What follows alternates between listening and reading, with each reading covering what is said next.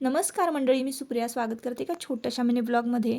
तर यावर्षी की नाही नवरात्रामध्ये एका दिवसाची वृद्धी झालेली आहे, म्हणजे एका दिवसाची वाढ झालेली आहे.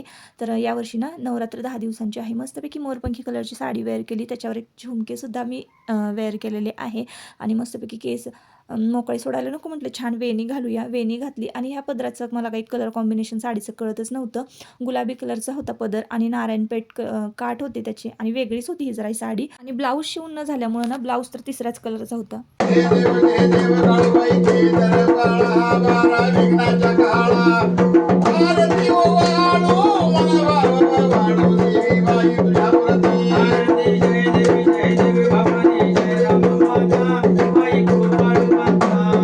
आमच्या घराजवळ ना एका मंडळाचा गोंधळ होता आणि तिथं गोंधळी काका आले होते.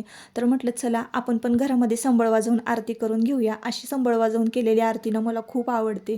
त्यानंतर बघा तुम्हाला मी एक वाटी दाखवलेली आहे. तर त्याच वाटीनं ना मी 3 वाटी गव्हाचं पीठ घेतलेलं आहे आणि 1 वाटी बेसन पीठ घेतलेलं आहे.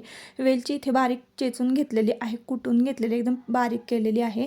त्यानंतर मी तुम्हाला जी वाटी दाखवली ना त्याच वाटीनं मी 1 वाटी गूळ घेतलेला आहे आणि तीच वाटी 2 वाटी पाणी घ्यायचं आहे आपल्याला. गूळ पाण्यामध्ये वितळवून घ्यायचं आहे आणि गाळून घ्यायचं आहे. त्यानंतर हे पीठ आपल्याला छान भिजवून घ्यायचं आहे.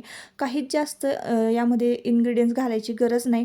बेसन पीठ, गव्हाचं पीठ, वेलची, मीठ आणि गूळ एवढंच लागतं कडकणी करायला.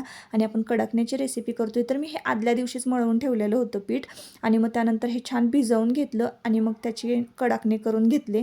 तर इकडे बघा असे पातळ कडकणे लाटायचे, म्हणजे ते जास्त फुगत नाही आणि छान कुरकुरीत सुद्धा होतात. तर एक तळून सुद्धा मी तुम्हाला दाखवते. तर असा होता आजचा व्लॉग. भेटूया नेक्स्ट व्लॉगमध्ये. चला बाय बाय.